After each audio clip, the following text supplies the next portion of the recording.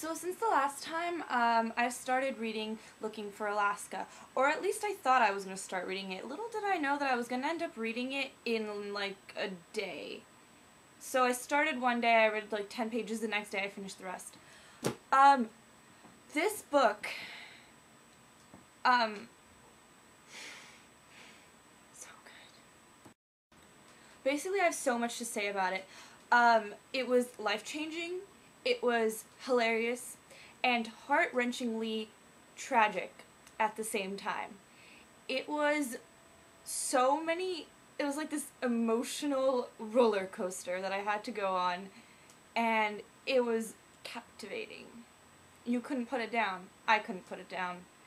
You start reading it, you can't put it down. I promise you.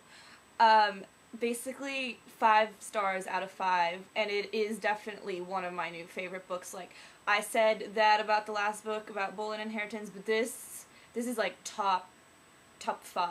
This is so good. It's about, like a summary, like a little short story thing. It's about an average guy named Miles, and he's 16. He leaves the nest, he leaves his parents behind to go to boarding school, and his parents are like, really like, oh, Miles, we love you, and, you know, just like really great parents that really love their kid, and he's really ordinary. He doesn't have friends at school. He hangs out with people he doesn't really want to hang out with, but, like, since he doesn't want to be a loner, he'd rather just hang out with people he doesn't like. And so he goes to boarding school and meets this girl named Alaska, and his life is just turned upside down because she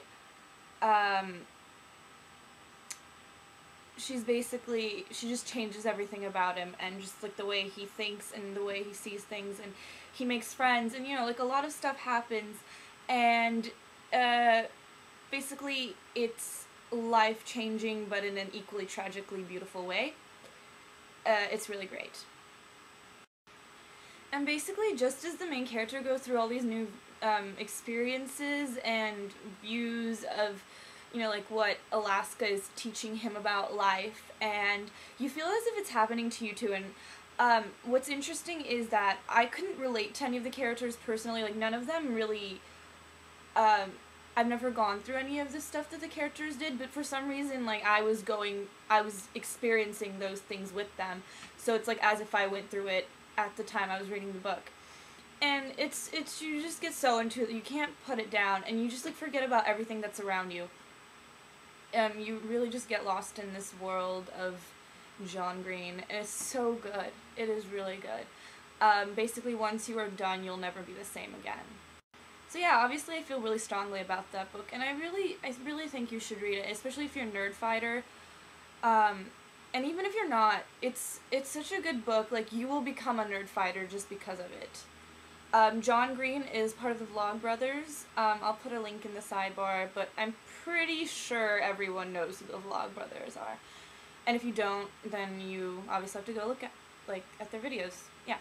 So, I'm ripping through books, like, really quickly. I'm reading The Picture of Dorian Gray right now by Oscar Wilde. Right now I'm yesterday I was on around page 30, I don't know where the book is, but now I'm around page 50-ish. It's really, really good so far. I'm pretty much in love with it, and it raises a lot of moral questions and fears and stuff that I myself have about youth and vanity and, like, you know, what happens to us when we get older. This book so far, it's about a young and beautiful, I wrote this, okay? I'm so cheesy. It is about a young and beautiful man who has a portrait painted of himself. After talking with a man named Lord Henry, he realizes that his beauty and youth isn't everlasting, and he becomes devastated that the painting that was painted of him will forever remain the way he is now, and he himself will grow old and unattractive. So basically, it's just, it's different, it's totally different from, like, the books I've read so far that I reviewed on this channel. It's more serious, and you really have to, you know, be into, like life-altering, like, you know, like, questions, like, what happens to us after we die, even though it's not about that, but it's just about what happens to us when we grow older, and what are we without youth and beauty, and it's just like really like you question yourself, like, shit, yeah, what's gonna happen to me? Or at least I do. And I'm really happy that I picked this book up because I think it's gonna help me decide what I think. So yeah, I'm really looking forward to finishing it soon, and then I can do a review. And also, yeah, so far it's beautifully written, and it's kind of it's an older English, so it might be harder for some people. I don't recommend it to anyone who's under like 16, or unless you're like really smart and you like that stuff. So yeah, next review coming soon.